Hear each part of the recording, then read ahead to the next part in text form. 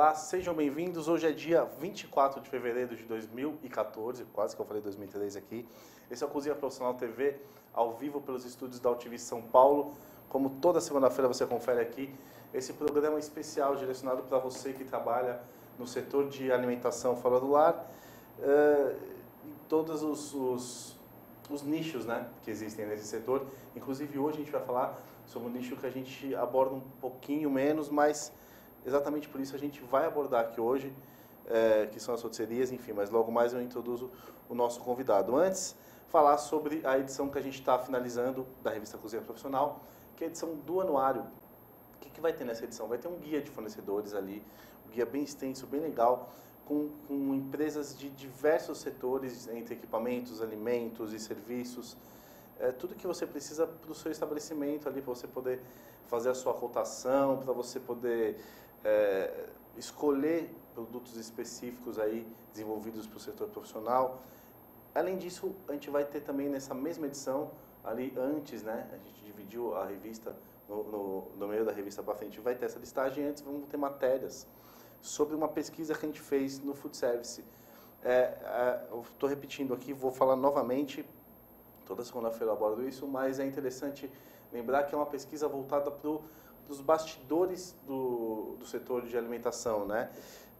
O que isso quer dizer? Quer dizer que a gente vai ter números ali sobre satisfação de colaborador, sobre modelo de negócio, se é familiar, se não é familiar, se é franquia, se é sociedade.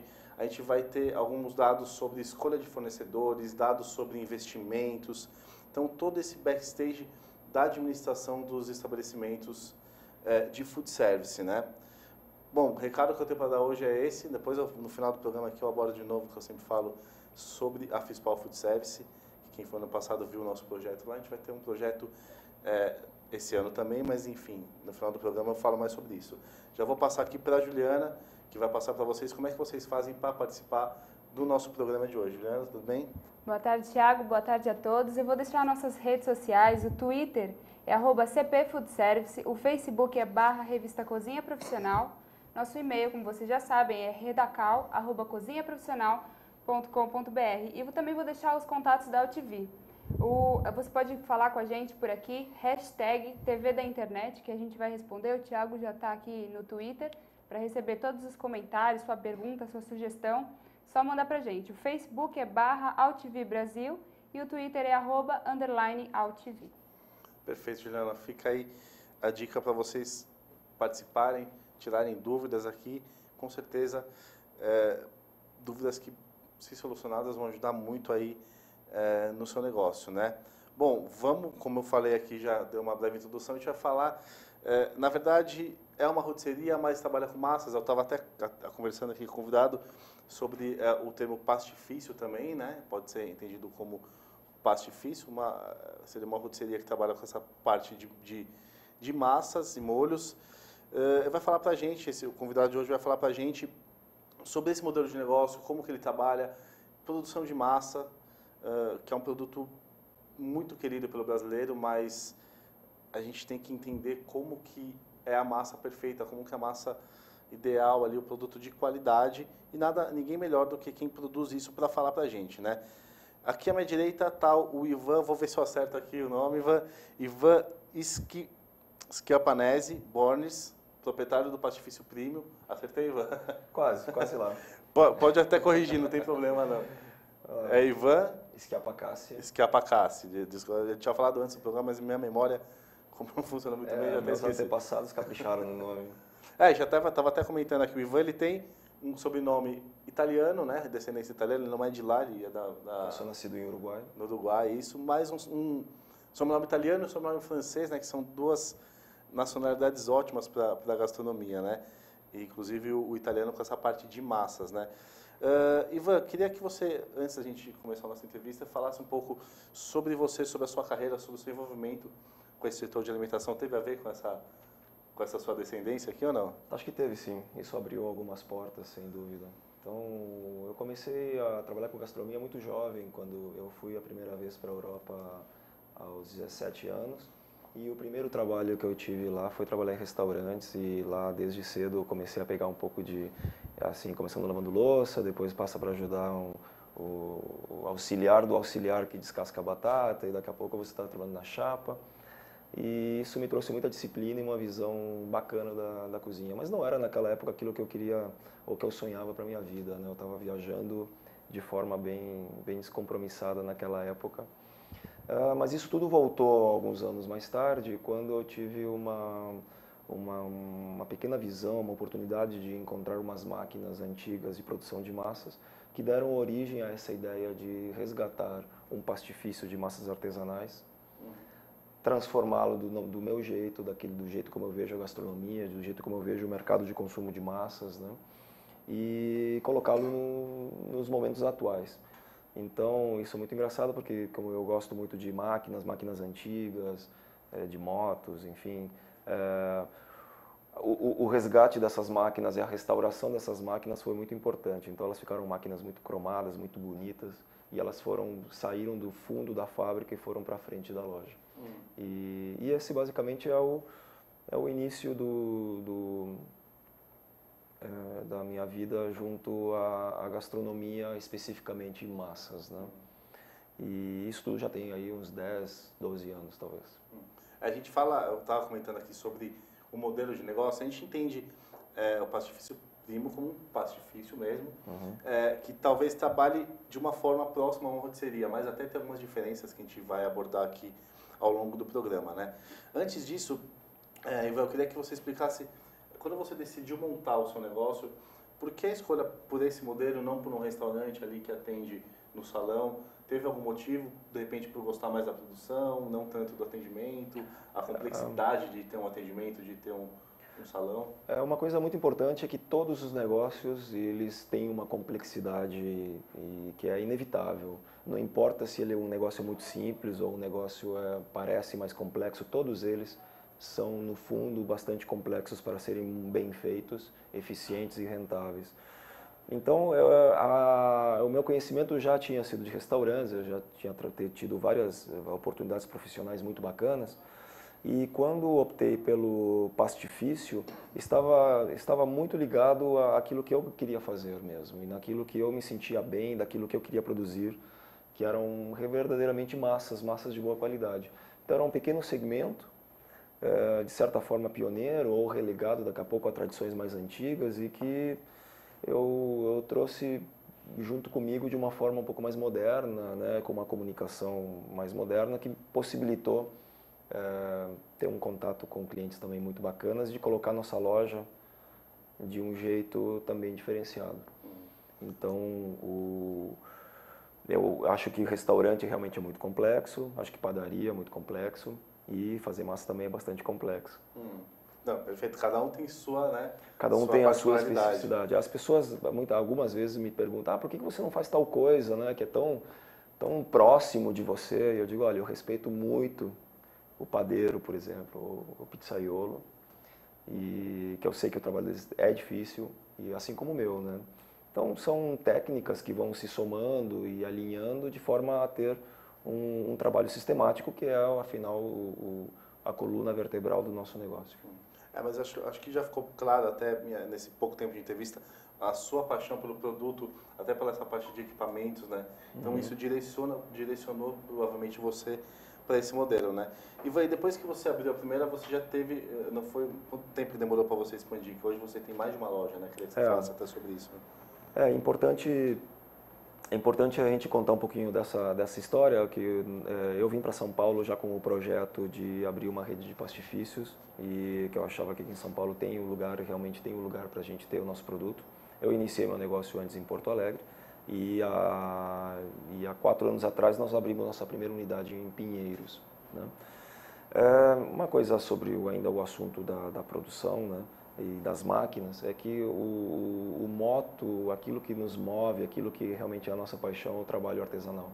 E esse trabalho artesanal está muito ligado ao estudo do que a gente faz, né? Ou seja, somos obcecados pela técnica, por entender essa técnica e colocar essa técnica em produtos que vão parar na casa das pessoas. Então não é só arte que a gente fica olhando, E não é só produto que podia ser qualquer um. A união dos dois realmente faz com que a gente procure sempre o produto acima da média, perfeito, ou pelo menos perfeito para nós, né? Aquilo que o nosso grau de exigência é muito alto. E acho que isso nos ajuda a nos colocar na linha de frente também. Então, nossa loja hoje tem 4 anos.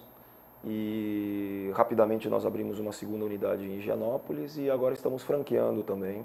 Nós temos 2 unidades franqueadas, uma loja na Pompeia e outra em Sorocaba. E em breve algumas outras lojas vindo também. Só uma curiosidade, essas franqueadas, elas recebem o produto pronto para distribuir? Não, ou elas não, fazem não. no local? Nossa filosofia de trabalho, inclusive nossa filosofia de modelo de negócios é que cada loja é autônoma.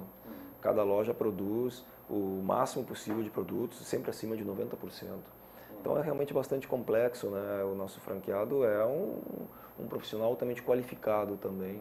E compartilhamos as técnicas, compartilhamos os produtos, compartilhamos as matérias-primas, o conhecimento adquirido, né? Constantemente sendo renovado.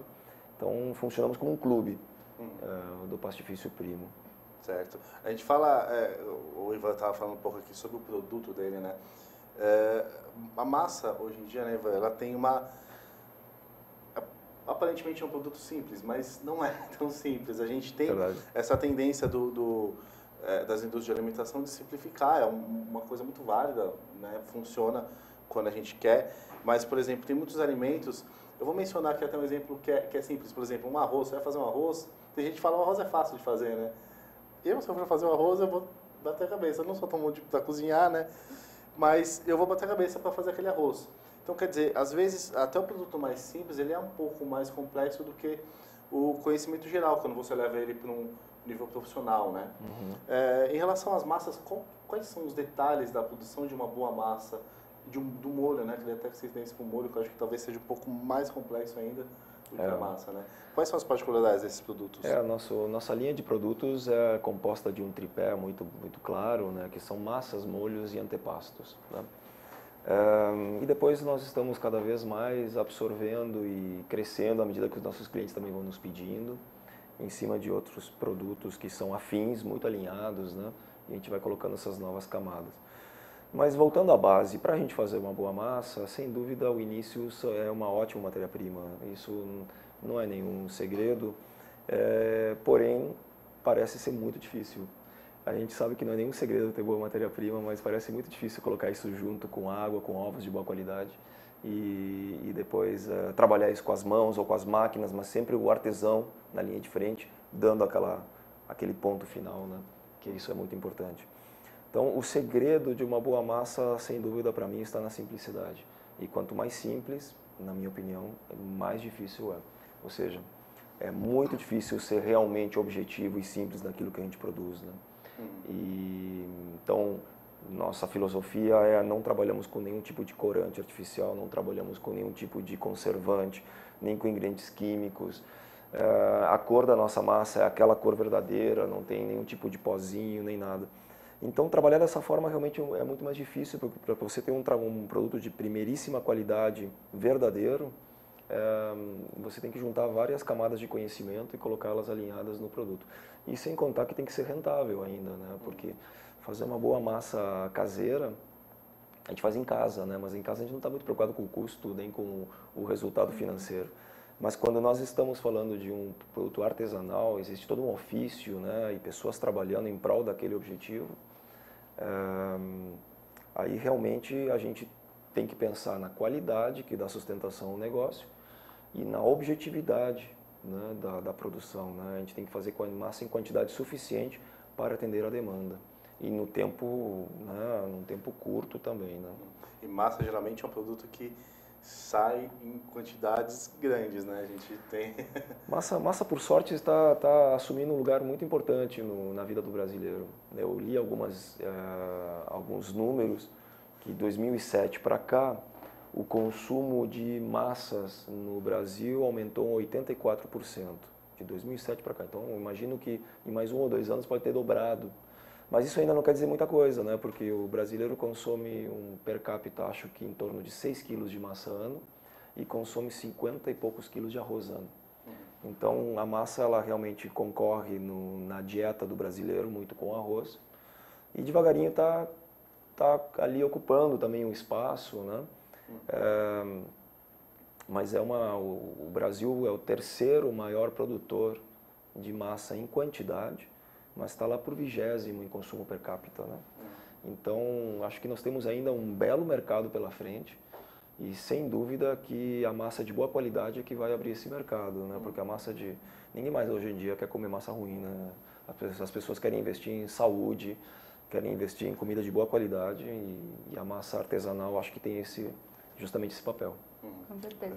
Falando um pouquinho das massas ainda, eu queria que você explicasse os tipos, os formatos assim, que mais saem da casa e o que o pessoal sempre pede, aquele que mais sai, que é de lei.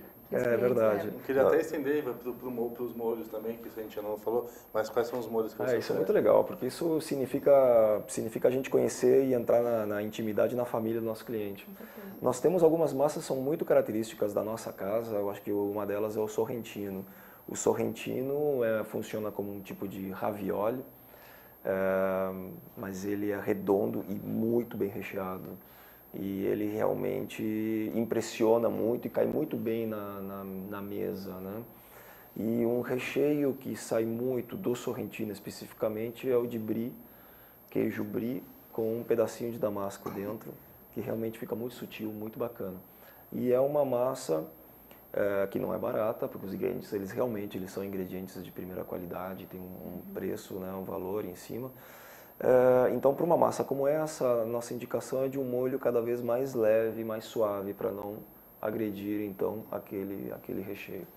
Por outro lado, quando a gente fala de molhos, nós vamos muito para as massas lisas, que são as massas aquelas que justamente elas nasceram para servir de suporte para um bom molho. E o nosso molho bolonhesa tem uma saída absurda. Nosso pomodoro também, nosso molho de tomate é muito elogiado. E se eu for citar, eu posso citar todos, eles são um sucesso de venda. Assim, as pessoas adoram, mas acho que o pesto nos diferencia muito, tanto pela nossa origem familiar. Eu tenho muito orgulho do pesto que a gente faz, com puro azeite de oliva extra virgem, muito manjericão, nozes. Acho que o pesto realmente ele é um das nossas joias, né? Do mix de produtos. Ivan, até aproveitar esse assunto aqui, abordar essa questão, às vezes gera certa polêmica. O brasileiro, ele tem, por exemplo, se ele pega uma pizza do Brasil, ela é diferente da de fora, por quê? Por causa da quantidade de recheio.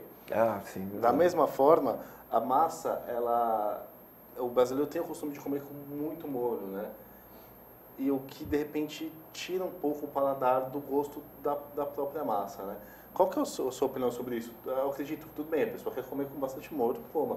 Mas uma massa boa, ela tem que ser comida com menos molho para ter mais o gosto da farinha, da massa ali, que seja? É uma pergunta difícil de responder, porque eu respeito muito o nosso cliente e acho que o nosso cliente, no fundo, ele é muito sábio, né? Ele come o que quer e vai aprendendo também a cada dia. E quem sou eu para falar se eu adoro massa com muito molho, né? Adoro muito molho na massa. Eu acho que a massa artesanal ela absorve muito molho porque ela não tem aquele tipo de preparo industrial, então a massa ela fica muito mais porosa, né? Então ela absorve, interage muito com o molho, então é importante que a nossa massa ela tenha uma quantidade boa de molho para que ela então possa absorver esses sabores. A massa industrial, por outro lado, é meio impermeável, né? Você pega um espaguete industrial e você levanta ele no garfo e o molho escorre e fica só a massa, né? E é uma diferença muito brutal. Também os aromas e sabores da massa fresca no cozimento, eles emanam aromas bem diferentes, né? Através da composição dos ingredientes, né? Você conhece a boa farinha já na hora que sai aquele aroma da água. Então, as regiões da Itália também têm hábitos diferentes. Geralmente eu posso dizer o seguinte, talvez o grande problema esteja nas pessoas quererem comer todo tipo de massa com o mesmo molho, ou de quererem comer sempre a mesma coisa de um jeito diferente, né? Então, na Itália a gente tem uma divisão, uma separação muito mais cultural nos hábitos alimentares. Então a região norte come uma pizza ou uma pasta de um jeito, isso é muito marcante ali e dificilmente eles mudam aquilo, né? E outra região outro, e se você vai num pastifício de Firenze vai ser diferente do de Roma, você não vai encontrar as massas de Firenze em Roma e nem vice-versa, existe essa separação cultural inclusive, né? Se você vai na casa dos meus pais, você vai comer todo domingo a mesma pasta, ele não faz outra pasta, né? Não adianta tentar levar outra pasta, ele come a mesma, é algo da família, né? No domingo se come essa marca registrada da família, né? Então eu acho que há muitas formas de se consumir, com molho, sem molho, mas eu diria que tem que tomar cuidado daqui a pouco com esse equilíbrio, que eu dou sempre uma dica para os meus clientes, recheios caros, molhos simples e geralmente mais econômicos. Massa simples, molhos mais complexos, de mais sabor. Existe uma escolha, então, entre você sentir o sabor mais na massa ou o sabor mais no molho? Existem momentos para tudo e esse equilíbrio. Um penne, por exemplo, é muito mais apropriado para molhos um pouco mais encorpados, né? E um linguine com molhos mais leves, ou para acompanhamento de um filé. Aí entramos naquela sutileza assim, de fechar, às vezes, um cardápio, alguma coisa assim.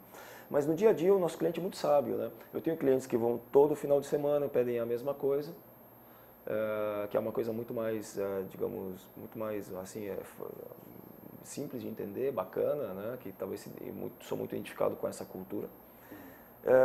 E tenho muito orgulho do cliente que nos escolhe para ter aquilo.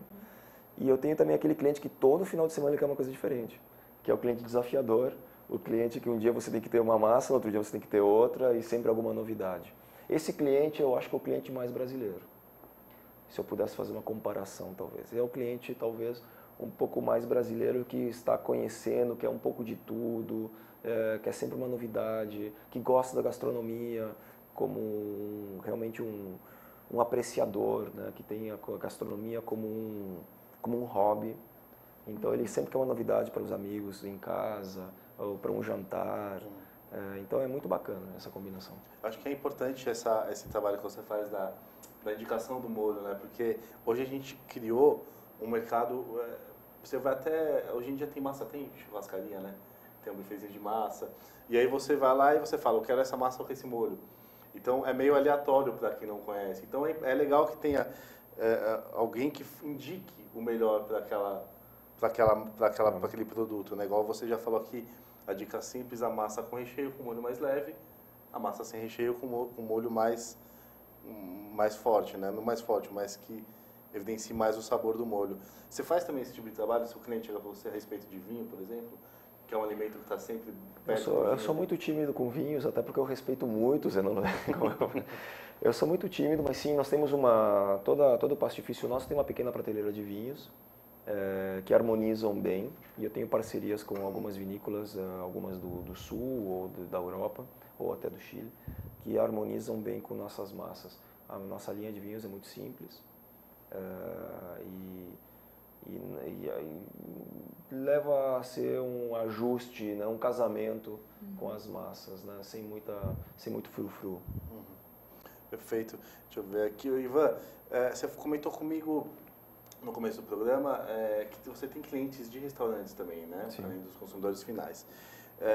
Como é que você fala, como você conversa com esse cliente de restaurante? Óbvio que tem essa conversa com quem vai preparar a massa em casa também, mas no caso do restaurante, como é que você conversa com ele para ele preparar essa massa ali para servir para o cliente dele aí, né?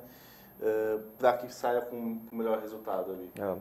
Hoje um grande percentual do nosso faturamento vem da chamada pessoa jurídica, né? Que nós temos então eventos, catering, buffets, festas, casamentos. E a massa ela está muito na moda agora para fazer finger food, para fazer pequenos lanchinhos, sei lá.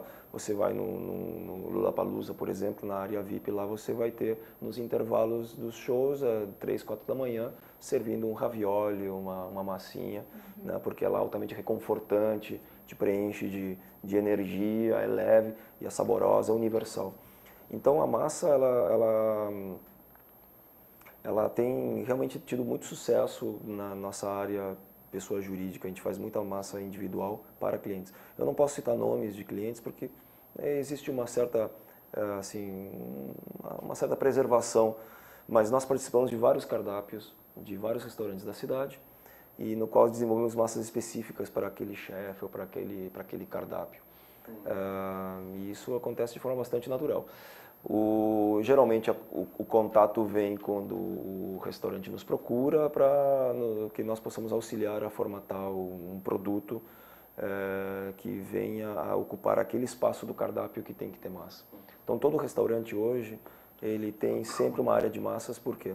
Porque primeiro que é um ótimo acompanhamento, em segundo lugar que é uma linguagem um pouco universal a pasta e sem ser tão assim tão grande ou anárquica como a pizza, né? Então ela cabe num prato, você pode colocar molhos caprichados, e ela tem também um ótimo status dentro do cardápio e um ótimo custo-benefício, né? Uma massa geralmente ela entra com um custo baixo, mas a gente consegue agregar muito valor de serviço em cima.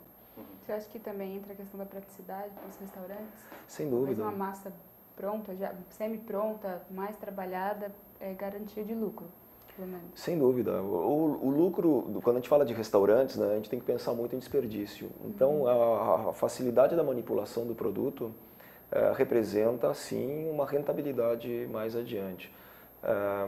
Eu acho, porém, que eu acho que os nossos clientes, talvez, eles não pensem tanto na praticidade da massa. Não sei porquê, me ocorre assim, porque eles têm cozinhas altamente competentes e ótimos profissionais trabalhando. Eu não acho que eles teriam medo de fazer um javali se for necessário. Eu acho que realmente é o público, é a necessidade de formatar o cardápio com um percentual de pasta, porque quando vai uma família ou quando vai um casal, a gente tem que ter a pasta dentro do cardápio, né? É uma, digamos assim, é uma sabedoria do cardápio a gente ter uma pasta, ter uma boa carne, né? E sempre um produto, logicamente, que o cliente sai de lá super satisfeito e falando bem e recomendando. Então, mas não tenho como negar que realmente a pasta é muito simples de preparar e para deixar lá o dente, né? É importante, uma boa pasta de boa qualidade, ela fica al dente, né? Mas a brigada de cozinha, ela tem que estar preparada para isso.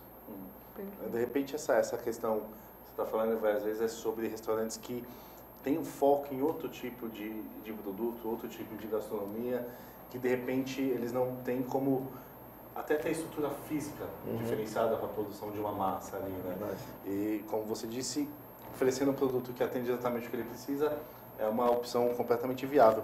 Você trabalha com massas frescas, né? Nós temos hoje um cardápio extenso, né, de produção. A pessoa jurídica, nós trabalhamos com massa fresca, pasteurizada. É uma técnica italiana, hoje em dia é obrigatório na Itália, e acho que em breve talvez seja no Brasil, que é pasteurizar a massa por questões de segurança alimentar e também porque uma preservação sem nenhum tipo de conservante. Também nós temos massa pré-cozida, que é uma técnica muito usada no Brasil, que muitas pessoas se acostumaram, no qual a massa então ela é pré-cozida, mas a gente perde um pouco daquela textura al dente, né, tudo mais.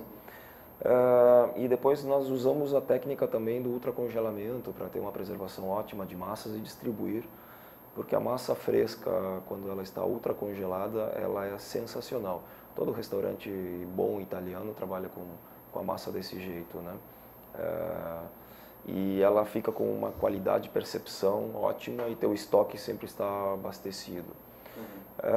Também temos a linha de massas secas, que nós vendemos mais também para alguns restaurantes, mas principalmente nós vendemos hoje para alguns supermercados, né? Que querem ter um produto também um pouco de valor agregado.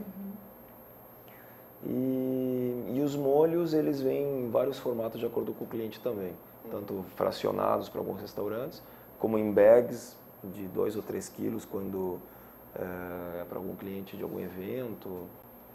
Então, no que se refere à massa, eu acho que a gente abrange assim, uma grande variedade de características de produtos adaptados ao nosso cliente. Mas, sem dúvida, aquilo que mais me enche de orgulho, aquilo que é nosso carro-chefe, são as massas frescas.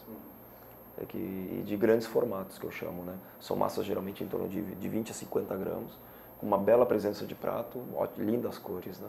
Acho que é o nosso... é aquilo que nos destaca e que faz com que a gente ocupe realmente o mercado de forma muito, muito bacana.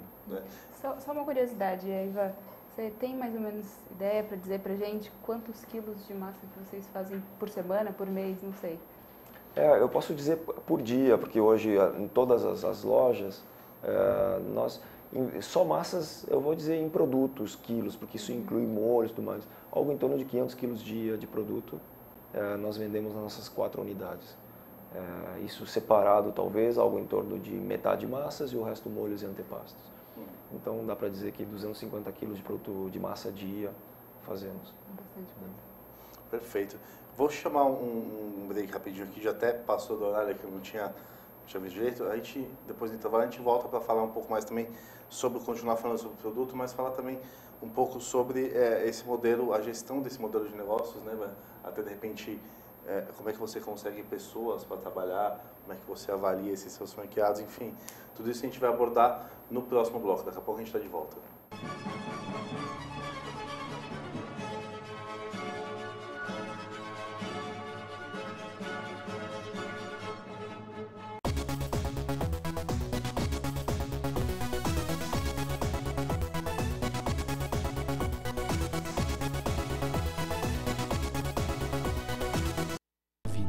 Os desafios estão em todos os lugares, mas eu enfrento, de cabeça erguida. É no campo que eu mostro o meu melhor, com garra, determinação e trabalho. Adversário, marcação cerrada, driblo todos eles. Nada vai conseguir me parar. E sabe por quê? Porque eu acredito no meu talento e sempre que entro em campo, jogo pra ganhar. A partida vai começar. Vamos pra cima.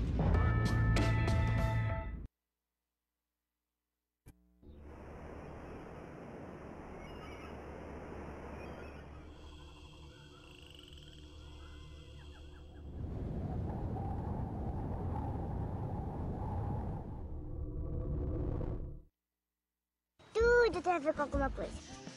De onde vem a água que a gente bebe? Da torneira. Ih, nada a ver. Vem dos rios que nascem da mata. Sabia que a gente só respira por causa das árvores? A árvore respira? Respira. A árvore respira. E o que você tem a ver com isso? Meu ar. Minha água. Minha árvore. Meu ambiente. Mata Atlântica. SOS Mata Atlântica. Mais 25 anos.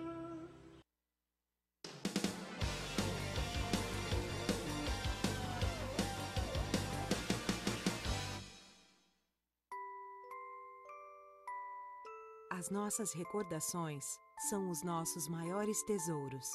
Carregamos durante toda a nossa vida. Manipular, distorcer ou implantar falsas memórias, além de ser uma violência, é crime. Somos responsáveis por esse tesouro. Não promova alienação parental.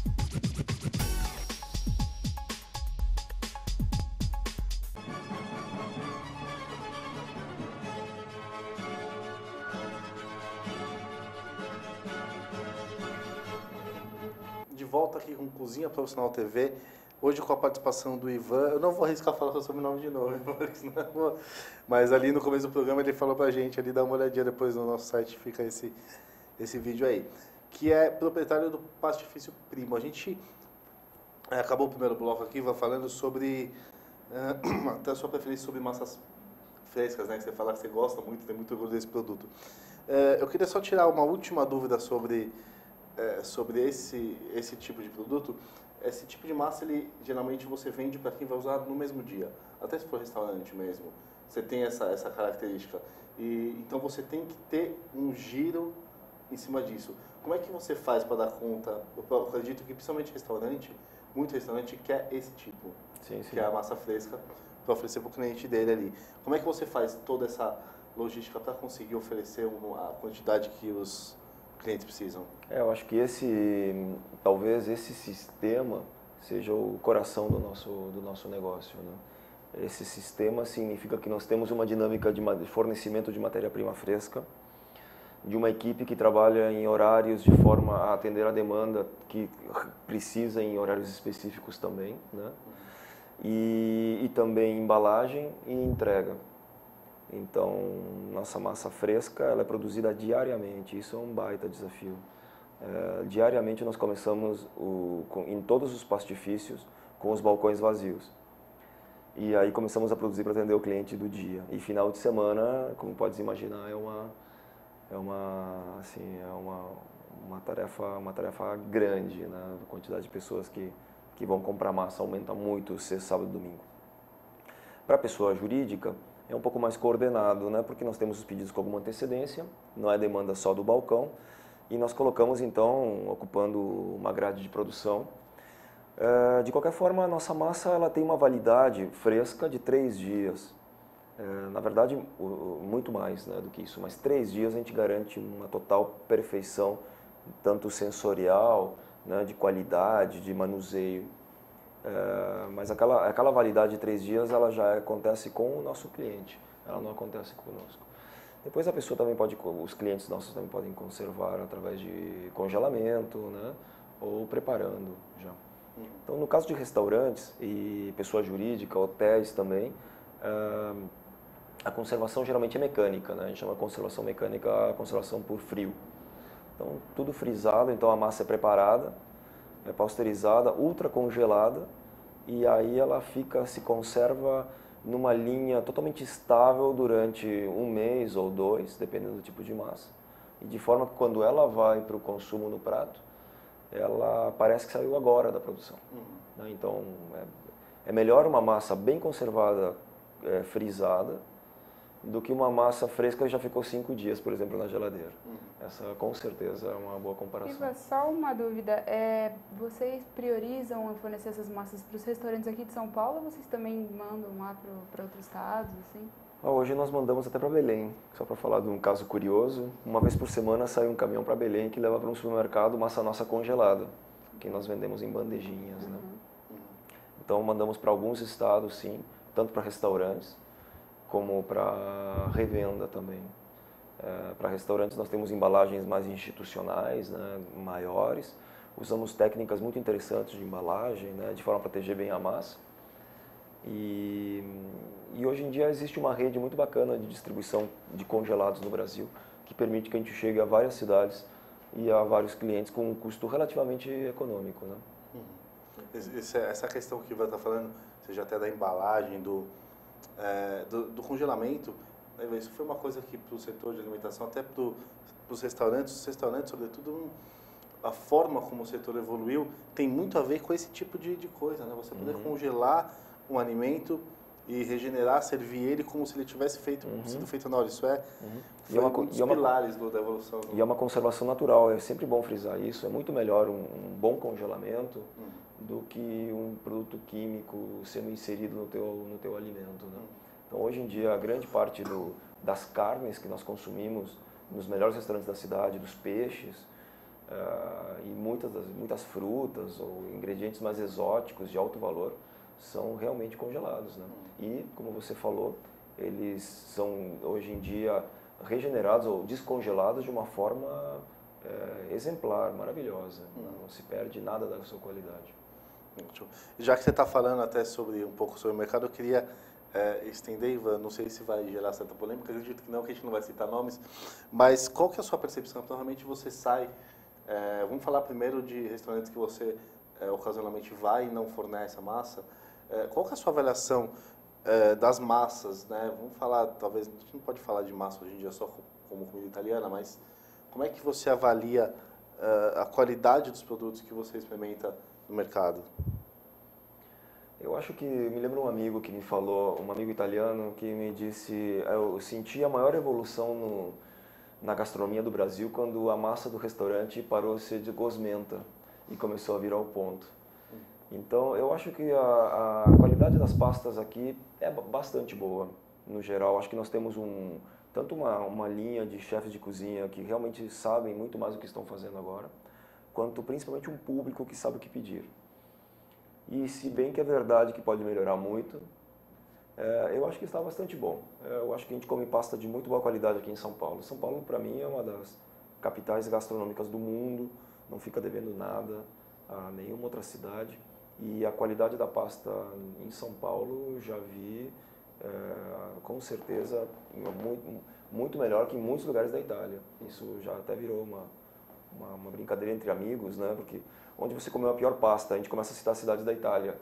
Onde você comeu a pior massa, a gente começa a citar as cidades da Itália. A gente não se lembra do Brasil, né? Então a pasta em São Paulo eu acho que está com uma qualidade muito boa. E eu espero que o Pastifício Primo faça parte desse movimento também sempre de melhoria nessa percepção do paladar. Ivan, até se você... Eu vou até fazer falar um pouco sobre a minha percepção. Que você está falando, você comentou sobre a questão da conservação. Infelizmente, eu já tive lugares que você come aquele molho de tomate, você vê que aquele molho tem algum tipo de conservante ali. Ou é enlatado, né? Até o próprio sal, que é muito usado, né, para conservar ali. Isso acontece, mas muda o paladar da comida. Eu sou meio exigente com massa, até comentando aqui com o Ivan no começo do programa. Eu gosto de massa, aquela massa um pouco mais al dente, né, que dá para mastigar, não desmancha, né? Mas enfim, Ivan, e quanto aos seus produtos, você já foi ali no restaurante que compra o seu produto, você experimentou, falou, nossa, o cara fez certo, não fez certo? Eu adoro, como é que é? Eu adoro ir nos restaurantes que servem minha massa.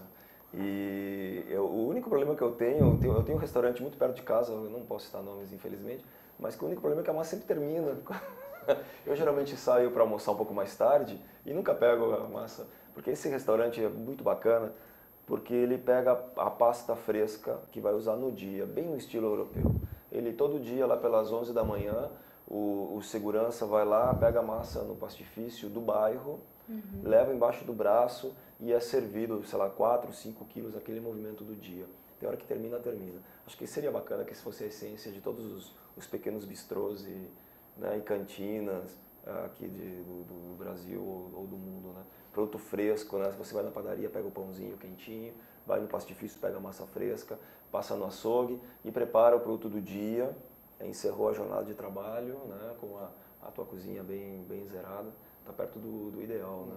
Eu acho que é um ponto positivo, né? Se você chega na hora do almoço, a massa acaba, então tem que fornecer mais, né? É o que eu venho sempre dizendo para eles, Precisa comprar um pouquinho mais. Com certeza. O restaurante não é só o italiano que tem pasta hoje, né? A pasta, é bom lembrar que a pasta ela é muito presente em todo o Mediterrâneo. A gente considera desde a Espanha, tem fábricas famosas de pasta muito antigas.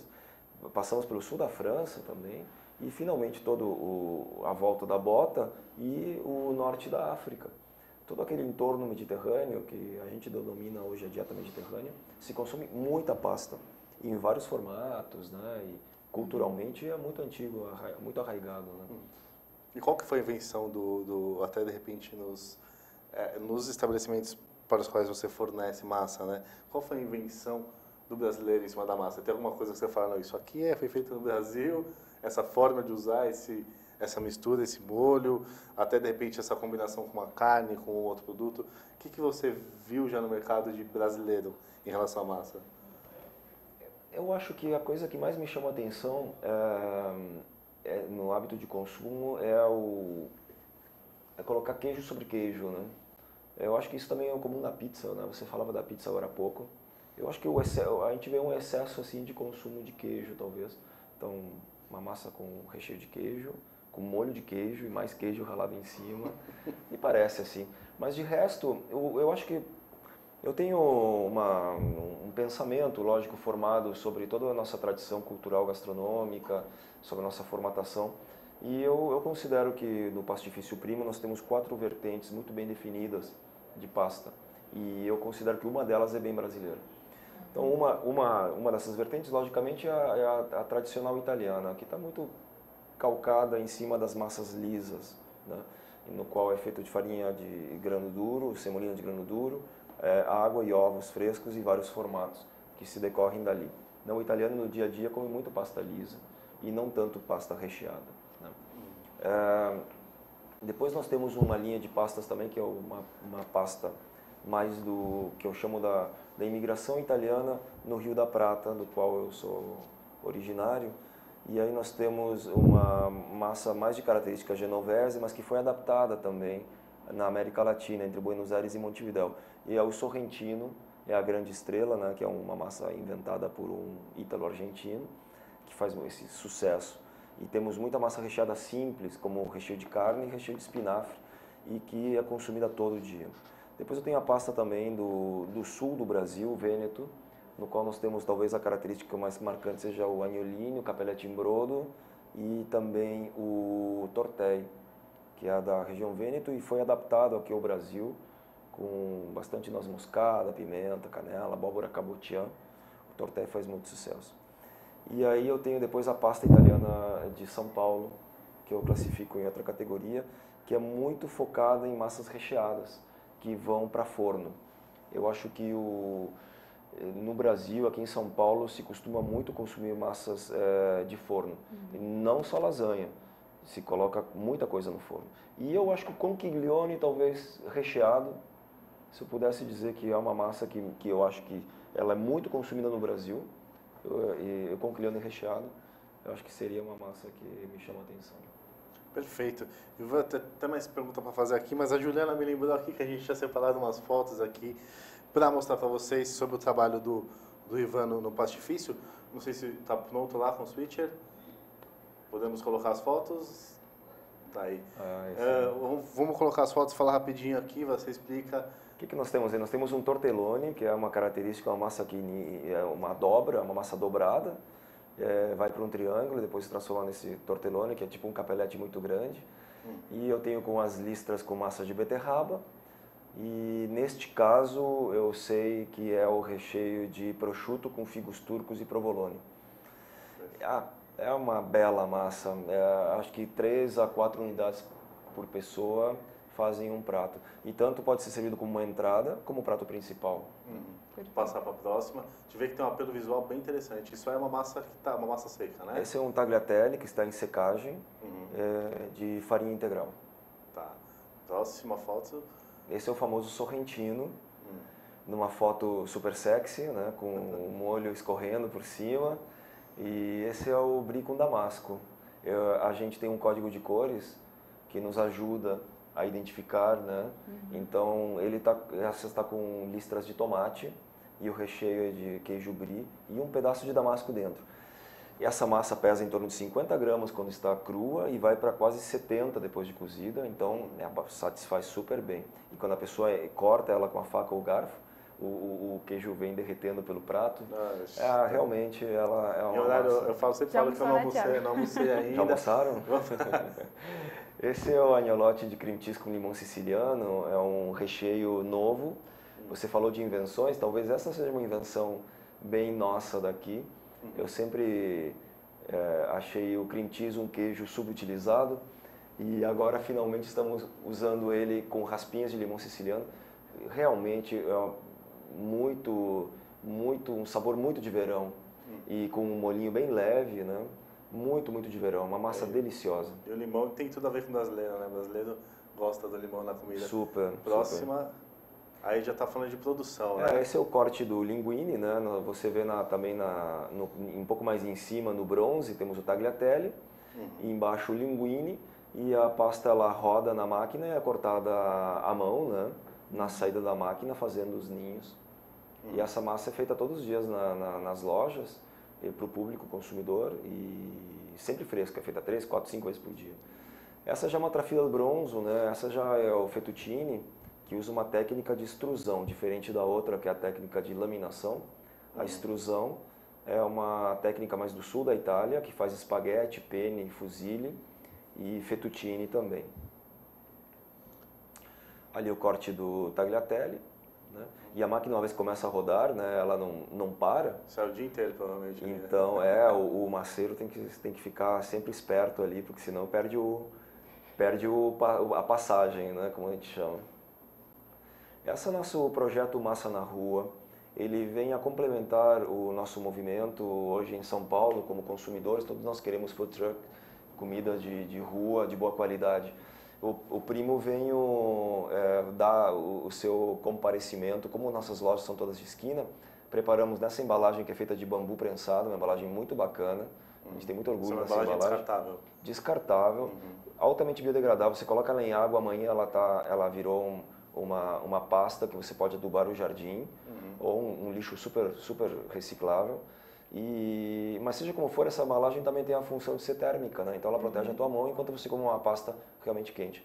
Lá em cima, Lá em cima tem o ravioli de cordeiro com massa de vinho tinto, à direita superior o nhoque, embaixo o ravioli e depois uma almôndega com tagliatelle. Uma ótima opção para quem está precisando comer rápido, passando ali, né? Super de passagem, uma pasta fica pronta em 5 minutos, né? E para mim é bom, não vou falar nada que, né, eu adoro massa, estou vendo isso. Esse é o nosso nhoque rigatti, e na embalagem que é mais para forno e micro-ondas. Você tem essa preocupação com as embalagens também, que isso é bem interessante. Você vê que essa embalagem ela é descartável, mas é uma embalagem descartável italiana que ela é bem mais cara que aquelas embalagens de alumínio normal. Dá uma presença na mesa diferente. Então a pessoa não tem vergonha de colocar essa embalagem na mesa para toda a família. E sem contar que ela também vai no forno e micro-ondas, porque ela tem um tratamento de bordas. Então ela vai bem no micro-ondas, apesar de ser de alumínio, ela vai bem no micro-ondas. Perfeito. Vou chamar de novo aqui para o estúdio. Infelizmente a gente não vai mais conseguir ver as fotos aqui, a gente está estourando o horário, mas eu preciso deixar aqui espaço para o Ivan falar, que você falasse das suas considerações finais aqui, faça seu contato, site, telefone, tudo que você tiver vontade aí. Até de repente quiser falar desse seu trabalho com franquia, né? Como é que você está aceitando esses pedidos para abertura de lojas, fica à vontade, Ivan. Muito bem, obrigado ao Thiago e à Juliana por me convidarem. O site do Pastifício Primo é www.pastificioprimo.com.br. Nosso trabalho com as franquias está iniciando, nós estamos no 2º ano do trabalho de franquias. Estamos selecionando franqueados em várias regiões do Brasil e esperamos o seu contato. Pessoas jurídicas também, hotéis, restaurantes que precisem de massa de boa qualidade. O nosso e-mail de contato é pedidos@pastificioprimo.com.br. No nosso site tem uma página de atendimento especificamente para pessoa jurídica. Também temos o cardápio na nossa página de internet com todos os preços. Nós temos acho que uma das coisas mais bacanas que aconteceu agora no final do ano passado, nós ganhamos o prêmio da Veja e da Folha como a melhor rotisserie de São Paulo. E o que se falou muito a nosso respeito, além da qualidade, lógico, foi do nosso preço. Todo mundo considera que nosso preço é justo e eu adoro esse elogio que nos fazem. Então sejam todos bem-vindos ao Pastifício Primo comer uma boa pasta. Com certeza, hoje em dia a gente comenta bastante aqui. Ter um preço justo é uma coisa difícil, né? Mas tem muita gente que está conseguindo, estudando bastante para isso. Juliana? Bom, quero agradecer, Ivan, parabéns pelo trabalho, obrigado por ter aceitado o nosso convite. Só lembrando nossas redes sociais, o Twitter é @cpfoodservice, o Facebook é /revista Cozinha Profissional e o nosso e-mail redacal@cozinhaprofissional.com.br. Lembrando também que se você perdeu esse programa, pegou ele no meio, a gente vai colocar ele no nosso site, só entrar no www.cozinhaprofissional.com.br e assistir, aí você confere a matéria inteira, a entrevista toda. Vale a pena. Obrigada e até o próximo programa. Perfeito, Juliana. Obrigado. Obrigado, Ivan, também pela participação aqui, por ter aceito o nosso convite. Tem muita pergunta, como eu falo sempre aqui no final do programa, muitas perguntas aqui que eu queria fazer, não consegui, acredito que vocês também. Então, nossos canais, como a Juliana falou, estão abertos.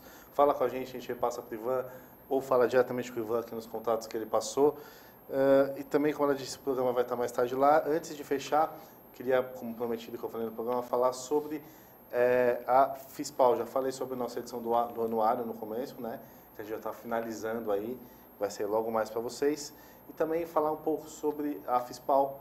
A gente, no ano passado, teve aquele projeto que vocês conferiram, que foi um restaurante dentro da feira, com consultores ali que passaram por todos os setores. O restaurante era dividido ali no estoque, preparo, armazenagem, cozinha, bar.